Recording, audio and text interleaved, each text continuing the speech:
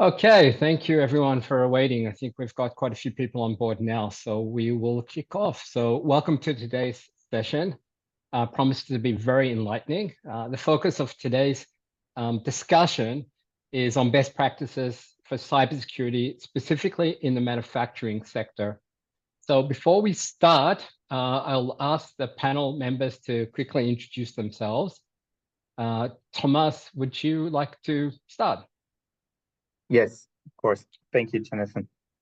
My name is Thomas Strieder with Andritz. Andritz is a global leading supplier of plants, like equipment and services in mainly 4 business areas. One is pulp and paper, so this covers the area and the wide range of pulp and paper industry, including the related processes. The second one is so-called hydropower, which is basically dealing with technology and services related to hydropower stations. Third one is metals, providing solutions to the metalworking and steel industry. And the last one and newest one is environment and energy, which is focusing on environmental energy solutions aimed at sustainability, basically. I am located with the Andritz headquarters in Graz, Austria, with the company now a little bit more than 5 years, and heading the group-wide IT, security and operations, which includes both the traditional IT environment as well as the OT environment for our internal manufacturing and shop floor. Okay, thank you very much. Yair, over to you. Yes. Hi, everyone. Yair Attar, CTO and co-founder of Otorio. At Otorio, we are an industrial or OT, IoT-focused cybersecurity company. We've been working in this space for quite a few years already, working with global manufacturing, smart infrastructure, energy, utilities, smart logistics, so different types of industries. And as my role, besides leading the technology, I'm actually working quite closely with security leaders or project managers globally within their industry, within their environment, to roll out our solutions, to get value out of our solutions. So I get a chance to really interact and help with this OT cybersecurity journey. Prior to that, I have, I would say, around 15 years of experience working with cybersecurity engineering, operational side. So again, I bring a lot of experience in understanding cyber defensive operations in that areas. Okay, there's just a bit of background noise, I think, either from Thomas maybe or Yair, but my name's Jonathan Gordon, and I lead the TechPoint Research Industrial Cybersecurity practice. So we provide focused research and analysis that hopefully give actionable insights for industrial enterprises and the people that are responsible for protecting them from cyber threats and risks. So thanks for joining us today. Very excited about this discussion because hopefully I get to learn alongside everybody that's joined as well. So the session today is going to be a little bit different in that it's really going to be an informal chat. What we did is we went out to the audience and the panel sat together as well. So we're going to work through a number of questions that were posed by a panel, but also audience members in the run-up to the session. And we're very fortunate to have Thomas, who is essentially a CISO from an industrial enterprise, so he can give us really the point of view from the asset owner and operator, and also Yair, who's a CTO with Otorio, who obviously seen many sort of customers and many manufacturing companies through his travels as well. So the aim is really to delve deep and ask these guys some tough questions, and hopefully we'll get some good answers today. So just a reminder, the focus today is on best practices for cybersecurity in manufacturing. So feel free to ask more questions as we go. If we do have time towards the end, just hit the QA button or the chat button, and we'll do our best to get to extra questions towards the end of the session. The session is being recorded, so if you missed anything or you want to share it with your colleagues after, that's easy to do. So let's dive in. I'm just going to look at some of the questions that we have here. We'll try and keep the questions, the answers moving along as well, so we'll squeeze in as much as we can. So the first question really addresses the complexity of the manufacturing environment, which again, manufacturing can significantly vary depending on the type of manufacturing and other variables. And given the challenges of having multi-vendors and multi-generation and legacy across different sites, maybe across the world or different regions. So the question is, what's the initial steps for effectively deploying and I guess then scaling or rolling out cybersecurity solutions? The industrial technology environments and the OT or ICS inside those environments can be quite complex and specialized as well. So I guess, Thomas, we'll start with you since you're the CISO in a manufacturing company. How is this reflected in your experience? So what sort of complexities, I guess, you face on the technology side or the people side, and how have you addressed them or started dealing with them? Yeah, thank you. You already mentioned a couple of keywords here. So this is complexity within manufacturing, and I think that's not unique to us, is multidimensional. It is people, it is legacy environment, it is mergers and acquisitions, and it's the hot new stuff that's coming into the environment from various sources.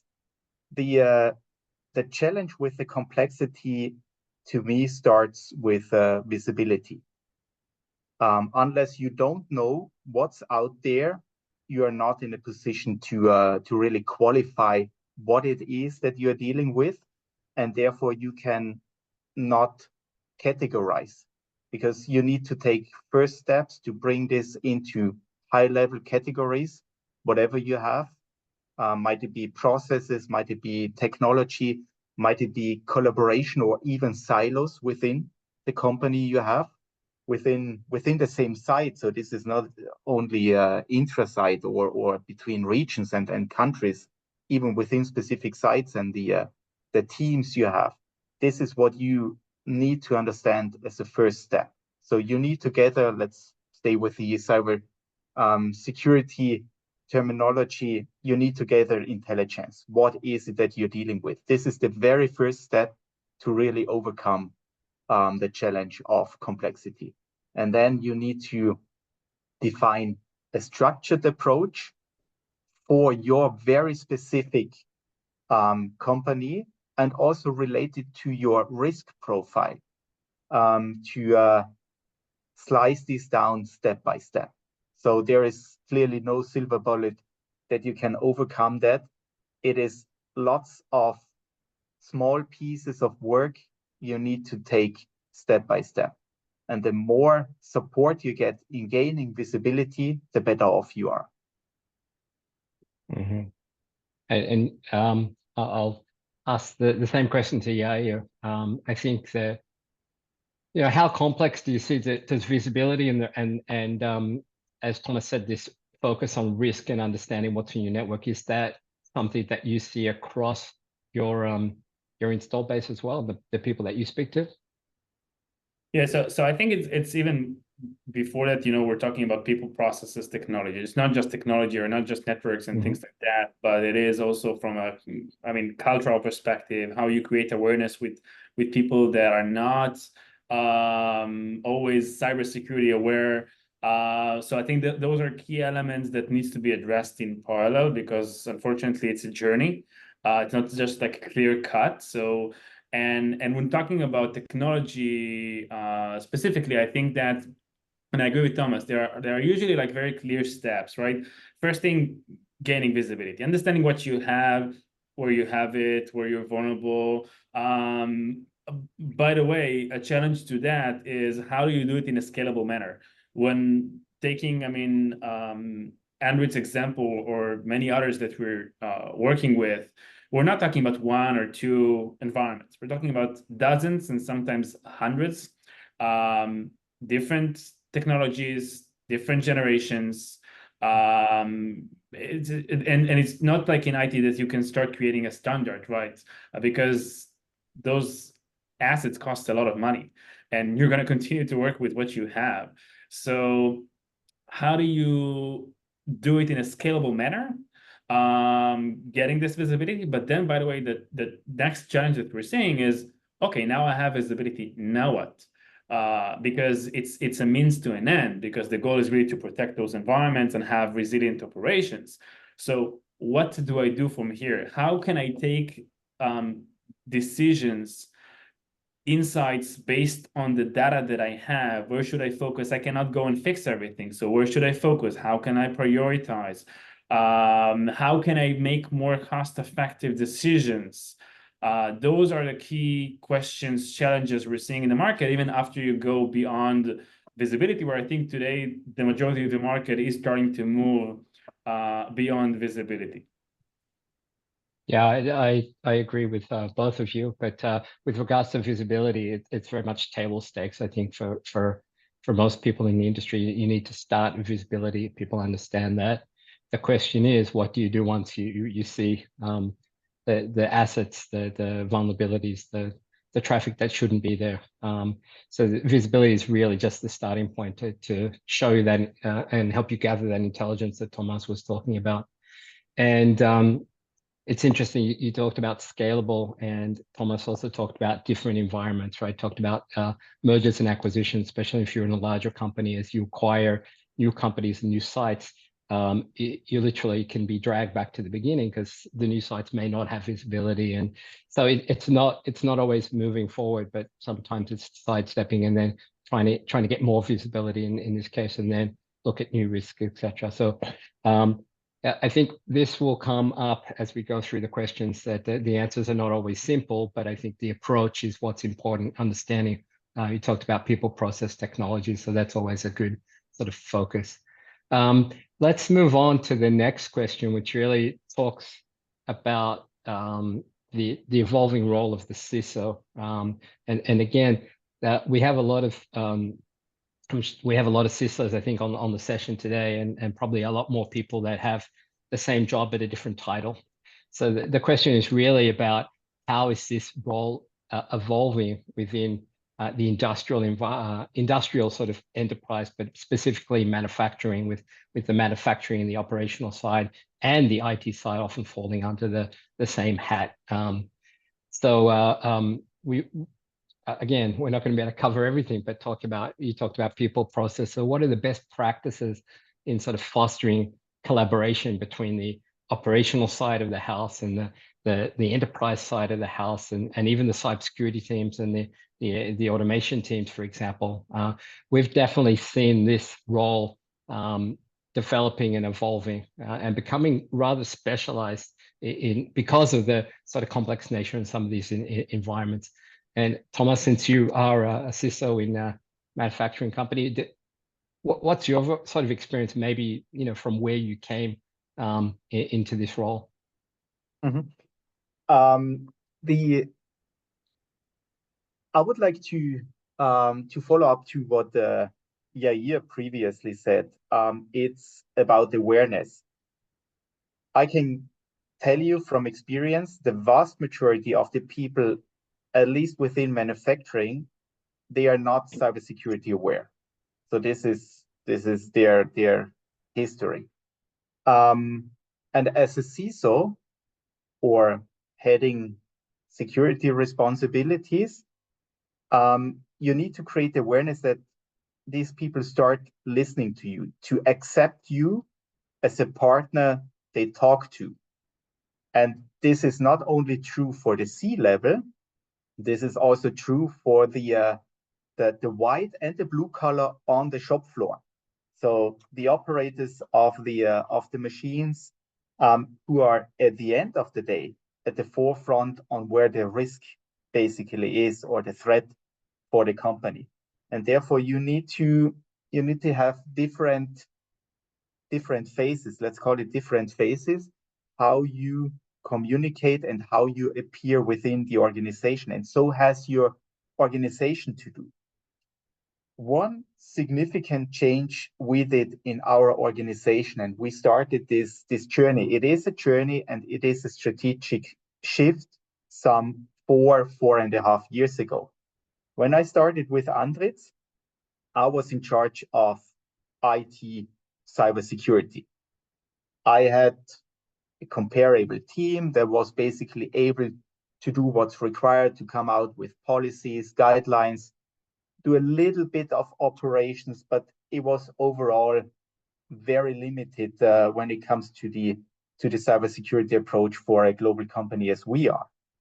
And we then made a strategic decision to say, everyone who is working within IT infrastructure, that includes data center, networks, Active Directory, account management, even the service desk and stuff like that, we cease the existing reporting and organization and have all these teams reporting to the cybersecurity team, respectively to myself.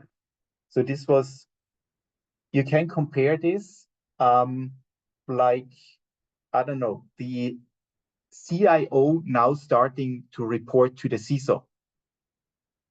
But we didn't do this on a complete scale for the entire application landscape. It was for the foundational IT infrastructure. The reason or the thought behind was good IT cybersecurity starts with proper IT infrastructure hygiene. That was the reason. And we started to tear down silos we had, to completely rethink the communication approach. The communication approach upwards, towards C-level, the communication approach for our peers, the direct peers, and also for the teams out in the regions. So this was a major shift we did, and we see that it pays off.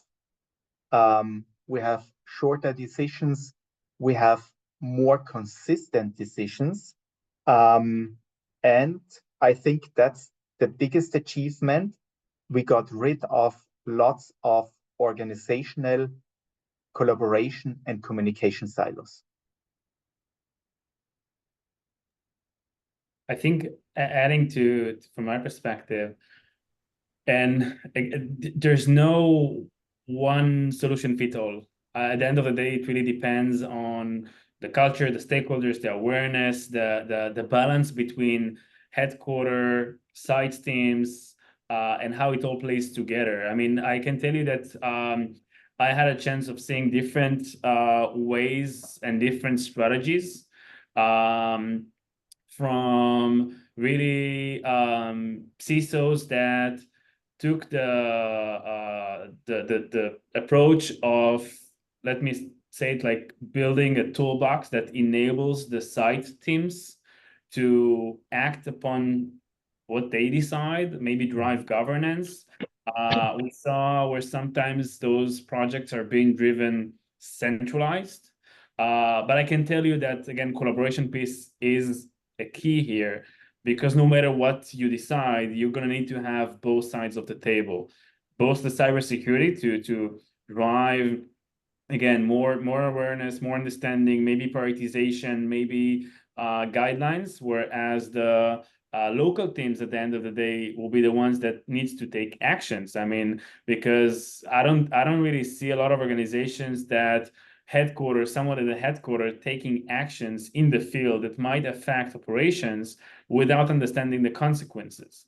So again, I think that each organization should identify the stakeholders, the processes, and what I saw that also very valuable and works is creating some working groups, some guilds, or whatever you want to call it, where you get together and you create this forum of stakeholders you take within the sites, especially in manufacturing, whether it's process or discrete, because usually we're talking about bigger sites than, let's say, energy or things like that, then you have someone on site that can be the liaison, the coordinator. Again, I've seen many type of names where then you can create a sort of like a group organizational, and based on that, start helping create awareness, better standards, better push towards where you want to drive the whole organization.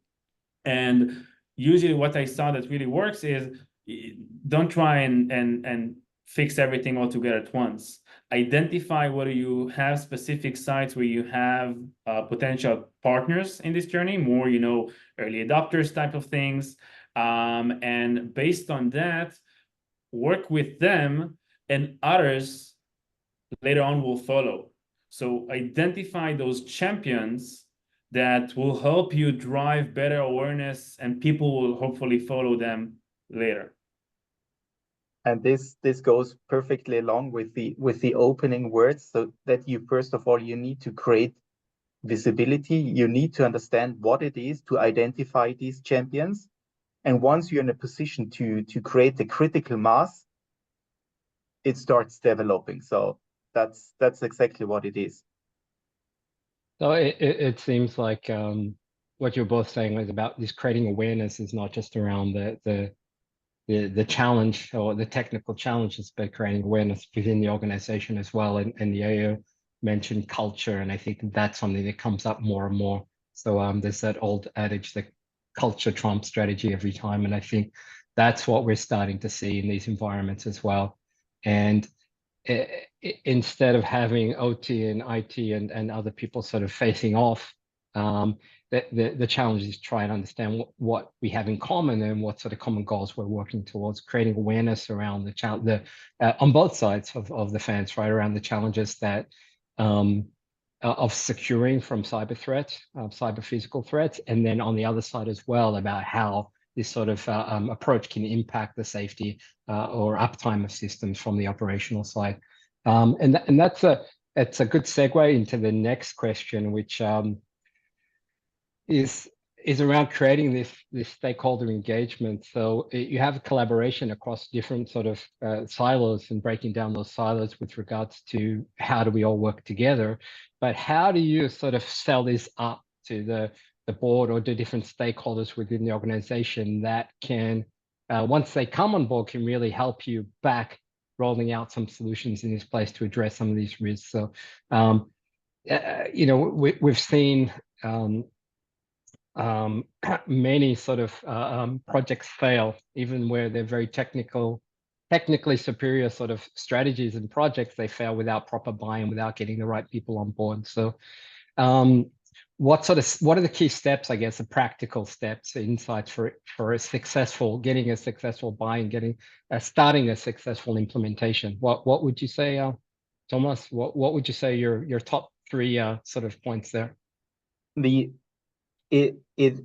is regarding the communication and awareness. You need to tackle this on different levels. For example, the C-level, they are interested in official regulations. Let's say NIS2 is one thing that's important for us in Europe. So for those people who are from Europe and know what this critical infrastructure and network directive from the EU is about, that's one thing, because it applies potential penalties to the management. That's one thing where you can create awareness. As you go down in the hierarchy, you can buy in people with trying to understand what they are busy on a daily basis, and then show them, not only explain, but also show them how your service can benefit for them. One thing, for example, we do is we virtualized our shop floors.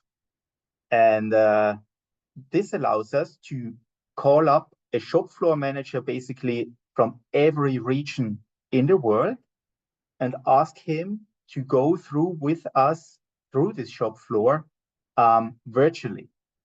And we can ask him to explain his environment to us, even without traveling there. So this can be easily set up like this webinar here. while we know the risk, the IT and the O risk of this machinery on the shop floor, and we have it on a dashboard, we do not necessarily know what's the most important machine for this shop floor manager.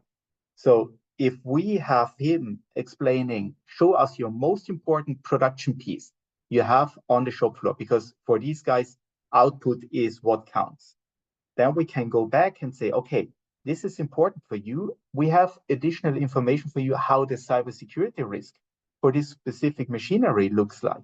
And from that point on, we are going into a discussion and saying, okay, if this machine is out for, let's say, 3-4 weeks, which is realistic, what does this mean for you, for your personal life, for your business life? And then we are in a discussion and say, okay, we probably can help you driving this risk that you, I don't know, have to stay away from home for 3 days in a row or barely sleep during night, that we can reduce this risk. So it always depends on how you approach the different levels, and that you show that you are bringing benefit to the environment. Because fact is, we are not doing cybersecurity because of cybersecurity. There is, first of all, a risk behind that we are trying to mitigate. And with this mitigation, we are bringing benefits and advantages to the business and our organizations, right? I think, I mean, and Thomas, don't get me wrong, but I think a CISO role or a cybersecurity practitioner is a very, very challenging position, where at the end of the day, you are on one hand, I mean, think about it like this, right? If nothing happens, then why are you wasting so much money? If something happens, we're wasting so much money, and something did happen. So it's really a challenging place to be, and you need to always, from my perspective, and I look at it like in anything in life, even for me as a vendor, trying to create buy-in with my audience, right? What interests them? What do they care about? How do I find a way to convince them? Because I see it at the end of the day, cybersecurity, especially these days, is an enabler for digitalization, right? So, I mean, cybersecurity should be seen as business partners for those types of activities, and not as a challenger, not as, let's leave cybersecurity at the end, we don't want to talk to those guys because they're just going to make things more complex. So it's an ongoing topic that needs to be addressed, to create partnerships within the organization, to explain what are we doing, what the value that we're bringing. Sometimes it could be based on showing a little bit of fear, what's happening out there. We don't want to be in that place. Sometimes it can be based on really showing and saying, okay, maybe we can help you enable your business. Maybe there are actually digitalization solutions that can help you, and we want to work with you on that.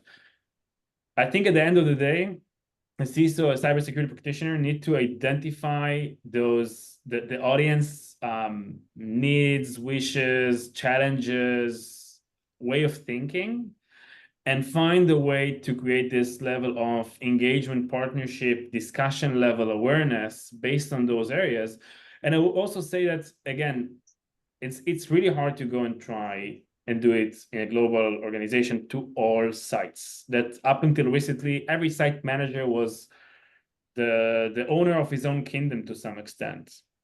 And I think that what I've seen is really identifying those ones that are more early adopters, more innovators, more aware.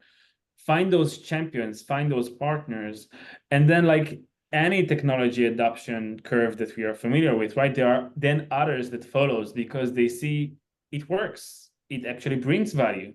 The people like me are happy about it. So I think when people look and identify themselves in others, it makes the whole journey easier. Yeah, I fully agree with you, Yair, but what you are describing is already a relatively advanced picture and situation. I think the vast majority of the organizations, at least in the manufacturing area, are not there yet. And it is a very thin line between threatening someone, and acting as an advisor and someone who explains the situation, including the risk, to gain trust, because that's the key. You need to build up and gain trust with your leadership, because the questions you mentioned, every one of us in that business heard them and will hear them going forward, right? So, but it is a difference if you only hear these questions, or if you hear these questions, let's say, once a year, when it comes to the very final discussions on the budget and so on, and then with a different intents. So that's what it is. It is a very thin line, and it is also a capability of the CISO and the responsible people for cybersecurity to master that, to understand what the different level, the C-level, the shop floor worker, the peer in IT and OT is basically looking for. So you need to be a communicator. That's the tricky part, to really balance on this thin line, to be understood more as a consultant, as a supporter, than someone who is threatening. Yeah, I agree with both of you. I think what we see as the role develops particularly in the industrial environment and manufacturing per se, is that the CISO becomes part diplomat, part technician, part everything. And I think that the key thing is the communication, but also to understand your audience and understand how they communicate. So if you're talking up and you're talking to the management or the board, and they have this sort of top-down approach to risk management, you need to understand where the revenue of the company comes from. Right, Thomas, you mentioned this when we had discussions. Where's the money, right? And how can cyber threats or risk impact or potentially impact where the money's coming from, or other potential impacts on the company. So know your audience and communicate in terms of what matters to them. And the same thing when you're going down or across, if you're going into the operational environment, safety, productivity. So I think what you mentioned was really key. Cybersecurity department, if you like, it has to stop becoming department of no and start becoming of, well, we want to enable this, right? We understand this is about productivity and reliability of operational systems. We just want to do it safely and securely. It's sort of like in addition to them. So again, know your audience. And I think that sort of brings us on to the next sort of area. And in fact, that was a great comment from Joachim, I think it is, from the audience, who said you have to differentiate between the types of manufacturing, right? Whether it's discrete goods or manufacturing, continuous manufacturing, or additive manufacturing, chemicals, whatever it happens to be, the environments are quite different, and we tend to look at. Is very specific by the way. And silicon and chip manufacturing. There's some areas that are completely different to everything else, and I think we tend to look at. I know from our side, we look at industrial cybersecurity, and then you look at the different 16 or 17 types of critical infrastructure in there, manufacturing in there. So from space, it all looks very similar. But when you get closer, and I think that's a real key point. And the question, the next sort of question, when you look, and we talked about complexities of these environments, and what Joachim said is very pertinent. How does this approach to securing, I just mentioned now, sort of securely enabling these processes and productivity. We talked about this collaboration, but what we're doing, this visibility, and then sort of addressing these cyber risks, we talked about collaboration. Is this something that we can actually provide value to the automation people, the operations people, the engineers? Is it something that we're doing that can provide them value and help get them on board. Yair, would you like to take that one? Yeah, I think again, it's not a question of if because it's a must. As I mentioned earlier, I really don't see from all the organizations we are working with, someone taking an action on an asset, whether it's an IT equipment or an OT equipment, whatever device it is, that might affect operations.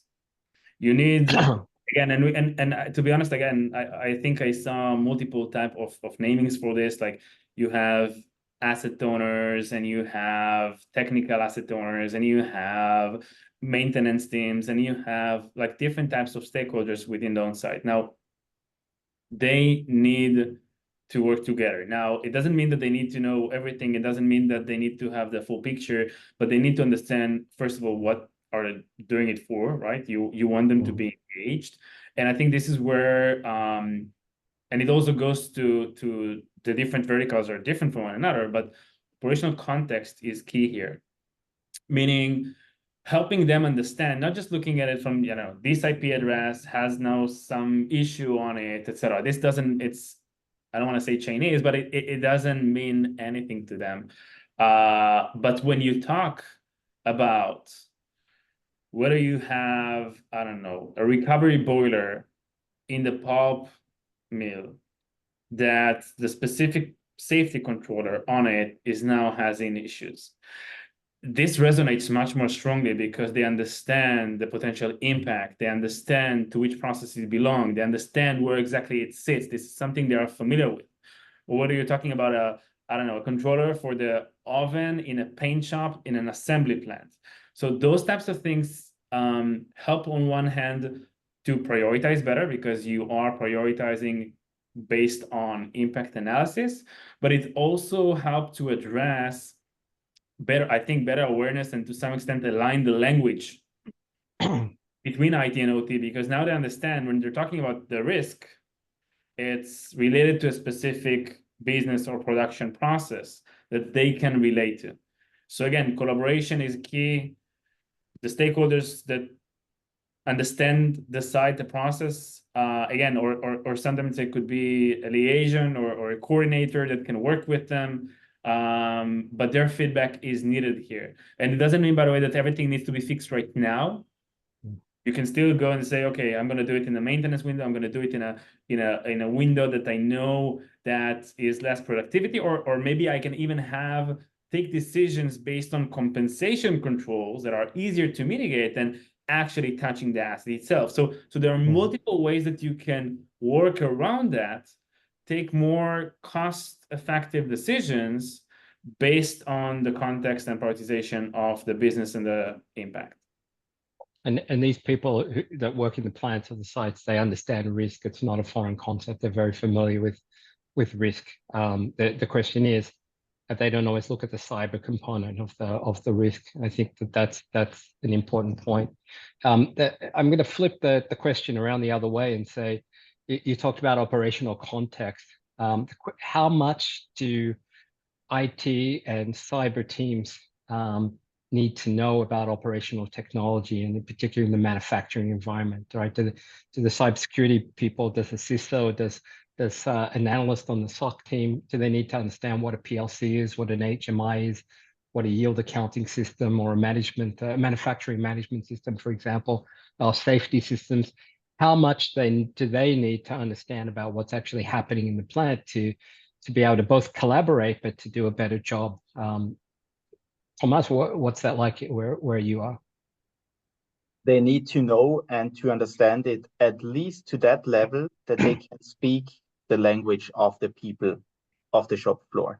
Following up to what Yair just said, I mean, the risk and the impact is really where the money sits. So if machine A has outage costs of X euros, that's one thing. And if B has of Y euros, then I need to understand, and this is also what the IT teams and the OT security teams need to understand, what's the potential cost impact. So therefore, if you have the visibility of your gear, of your equipment, try to bring this in correlation with your production effort, your output capacity, and stuff like that. So I think that's key for a proper and good business view risk quantification, because the rest is very often limited to IT, OT risks, vulnerabilities, and stuff like that, which is very important, but it is just one piece of the puzzle. So there is much more to that. And to the questions we had with manufacturing, sometimes you have discrete manufacturing, you have the chemicals with life cycles of 30, 40 years or whatsoever. Agreed. It does not necessarily mean if you identify a problem with an OT equipment that you can really fix it. You very often need to think about what are potential workarounds to mitigate the risk. The other questions seeing here is that plenty of companies offering OT security solutions. Which one to look for? My advice would be look for one that's supporting your business processes and that helps you to implement proper processes. This can be different. So again, there is no silver bullet regarding that. But it is also a discussion and context that goes into the operational and security posture. So this is that the IT and the OT security teams, they need to understand to a certain extent what the manufacturing teams are doing, because it is so different. And I know that we discussed this as well, and I've seen this in other manufacturing environments in particular as well, is getting sort of a local OT coordinator, or I think a OT cyber champion in each site, in each plant. And yeah, you talked about finding some of those champions before. You mentioned that. So, and we've definitely observed this strategy in some of our clients as well. I think due to the typically small size of IT and particularly OT cybersecurity teams, there's a need for a dedicated resource on the actual site, in the actual plant. And sometimes we've seen that these people are sent on courses for like IEC 62443 course, for example. So they get benefit and value of sort of opening their eyes into a different world. And then they're sort of the champions of the team on that side. Is that something that you guys have done, Thomas? I think you mentioned something like that. Yeah, exactly. And I would say that's key. You need to have foot on the ground.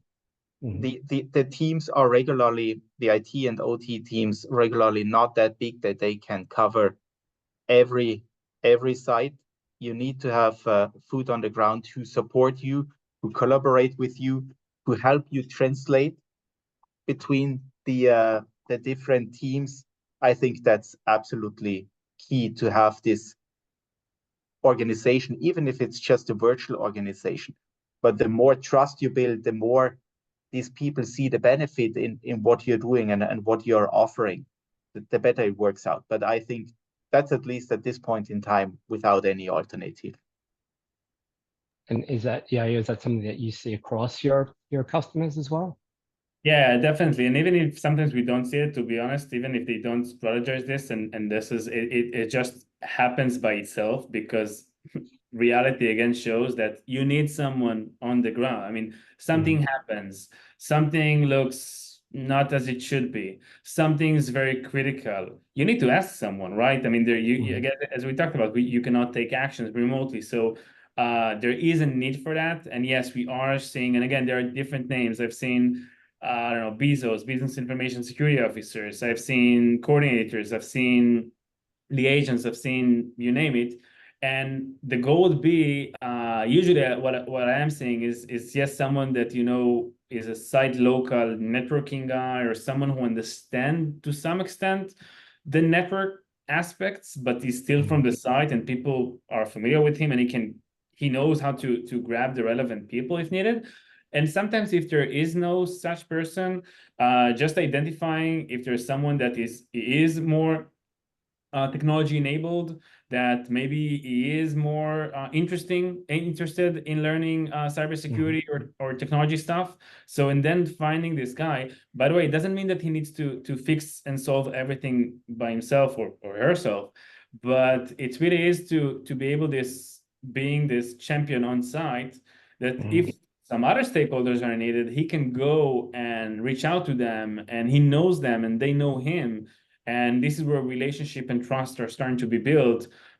Because if Thomas and his team will go from a global perspective to the relevant owner that they're not familiar with him and ask something, it's going to be much more challenging to make it happen compared to someone that they trust locally. And Thomas and his team, or again, others, have already built some relationship with. So there's a relationship chain to some extent. There's trust chain that is more easier to manage and activate if needed. Yeah, I agree. And I think that goes part way also to addressing the question earlier on, I think from Roberto, that talked about what sort of OT service security service providers, what should we look for? And I think trust, you mentioned, is critical. It just like it is within the plant. There's always some person that's been there for decades and knows everything and everyone. And it's not always a case of that you can run a network scan and find everything. Sometimes it's a piece of equipment that's turned on once a month or when it's needed, and that person will know that piece of equipment and know what it's used for and know what the impact is, etc.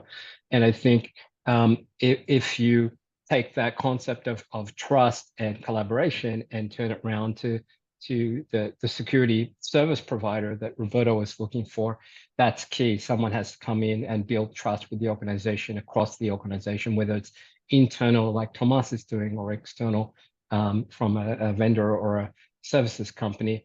It's all about understanding where you are today, what you're doing today, and then where you want to get to based on your risk profile, risk appetite, and then how do you do that? So it's always a process, and that's what a good service provider should help you understand and then help you make those decisions.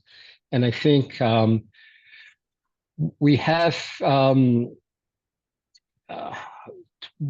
probably time for one last question, and it's the one that I want an answer to. I'm sure most people do. So it's probably the toughest question that we talked about before as well. So it's about measuring the value of cybersecurity. And Yair mentioned before, right? If you do a great job, nobody hears about it. Nobody taps you on the back for nothing happening. But if there's a problem, then everybody hears about it and everybody comes to you. So it's a tough game, and in particular, getting tougher, right? Especially in the current market. So if you're coming to start a new project, you've identified a particular risk that you want to address, and you're coming in to roll out a solution or a new project. How do you measure the value or the potential value, or sometimes we call it ROI, but it's not specifically a return on the investment, but the value to the organization? Is it measured against the revenue created, or that there might be downtime, for example, or measured per hour of downtime at a particular site? So how do you measure the value of cybersecurity against what it is that you're protecting against, if it in the case where it doesn't happen? Thomas, I know you've got a few things here. We do. I mean, first of all, this return on investment, let's call it that way, this is very specific, like the organizations are specific. So, and therefore, again, you need to have people who understand what's going on. My personal experience is, once you go into a dialogue with the people who are in production environments, and you discuss with them what it is they're working on, if you, for example, find ways to bring your hardware asset in relation with, let's say, production hours, this gives an idea of the potential cost risk with this environment. Good portion of the companies do tabletop exercises. During tabletop exercises, you have a scenario where you say, okay, this and that happens, and we see, I don't know, production outages on sites 1 to 10 for 4 weeks or 6 weeks, because we need to understand if we are, for example, in a ransomware negotiation, is it worth, is the value they are calling up or the amount they are calling up, is this realistic, and so on and so forth. If you take these theoretical thoughts and try to bring them in relation to a money value, it helps you to at least create awareness. But bottom line, you will always stick with the situation that as long as nothing happens, you cannot quantify, not really quantify within your own company what the savings are. Indeed, it's the other way around, because you have additional spendings to get the cybersecurity done. If something happens, it's a complete different story. But it is really talk to the people who are working with the environment on a daily basis. And I'm pretty sure you will find together, this is not an IT or OT thing only, you find ideas how to outline the financial risk the company is addressing with the activities you are doing.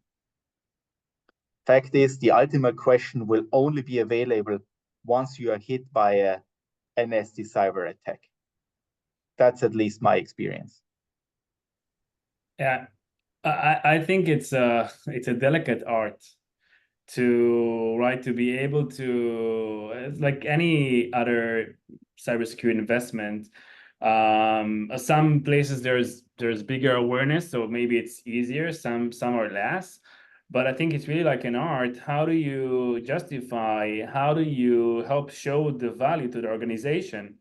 And I think it's also like, I mean, like insurance, right? I mean, you usually, I mean, you wish and hope for nothing to happen, but most people do have many type of insurance just in case.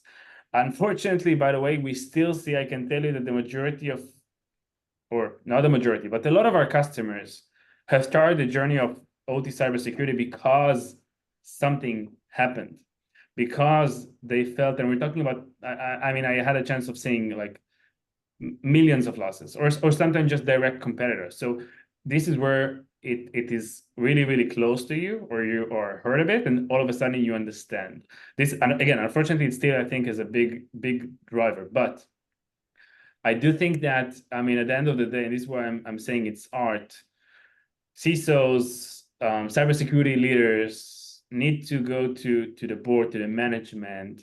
And first of all, we're talking about, this is the core business of the organization, right? This is where usually those organizations are making money out of it. So there's got to be some level of protection. There's got to be some level of investments. And secondly is, and we see it a lot in IT, right? As Thomas mentioned, tabletop exercise, pen testing. So taking a more proactive approach, how can I showcase what might happen? How can I do some calculations? What would be potentially a downtime mean for us? Whether it actually is possible to get to this machine?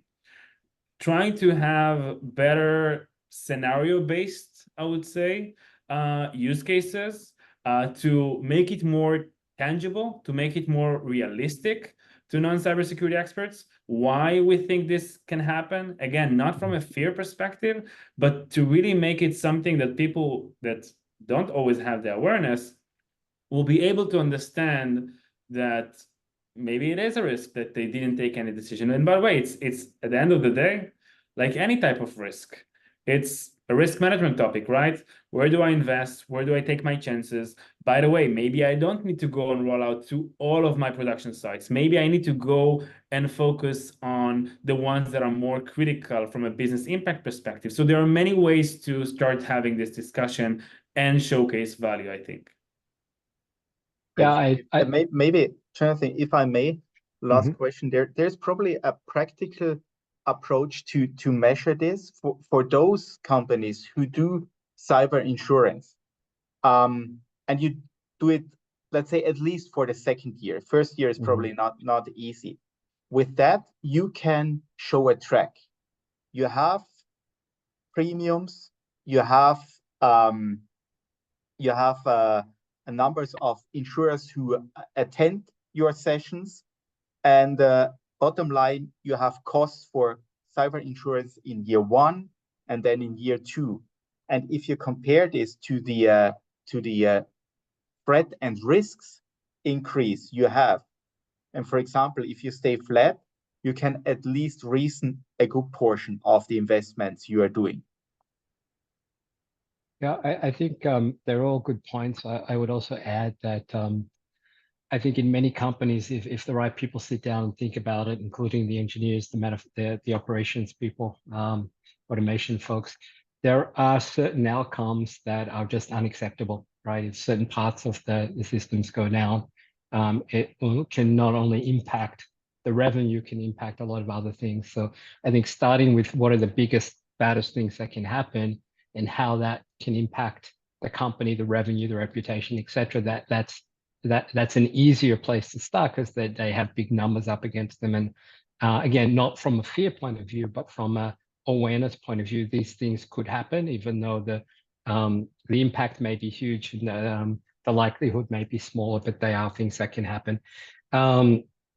And then it's also about building this business case, right? We alluded to this. How do you put together the ROI? Thomas, you talked about some of the numbers involved in cybersecurity insurance as well.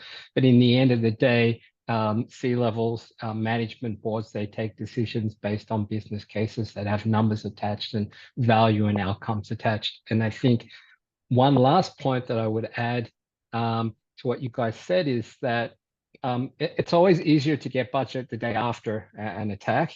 And it's true, you can really sort of only measure the return on the investment after the attack as well, theoretically, or less theoretically, more practical. But I think it's also the concept in these environments of actually minimizing the impact. So it's not always about stopping the attack in its tracks, but minimizing the impact of the breach or of the hack. So it's where can you stop it before it goes from cyber to physical. So there are other sort of areas to look at with regards to, okay, if we can stop this, what's it worth to the company? So if you have a ransomware, which is quite common now, we've seen in a lot of manufacturing companies, a ransomware attack that comes from the IT side, if you can stop it before it gets into the operational side, you can keep your operational environment up and running. What's that worth to the company, as opposed to having to take everything down manually, go and check that everything's okay and bring it up. So again, it goes back to that sort of thing. We've run out of time, so thank you all for spending the last hour with us. I hope it was a valuable investment. I hope you got some return on the investment. We will, of course, be sharing the recording later. And if you have any further questions, there are a few questions that we didn't get to. We will follow up by email. If you have any more questions, feel free to send them through. Thanks again, Thomas and Yair. It was a great session. I wish we probably need another hour to get through some more questions, and look forward to seeing everybody at our next session, which is on NIS2 compliance, which Thomas mentioned as well. So thanks a lot. Appreciate your time. Thank you, everyone. Thank you. Bye-bye. Goodbye.